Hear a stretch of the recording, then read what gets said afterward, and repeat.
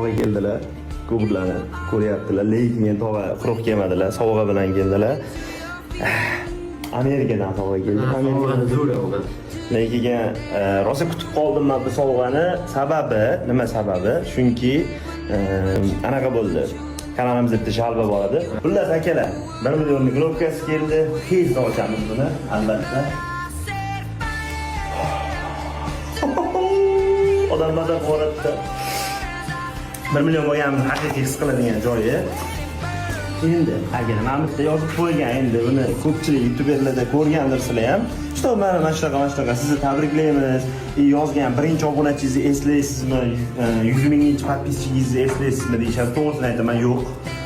Chunki biz undan oldin ham kanalni ochganmiz, endi 10 ming bo'lib ketgan, boshqa bo'lgan. Birinchi obunachi o'zimiz bo'lganmiz, endi o'zimiz podpiskalar ochganmiz, menimcha.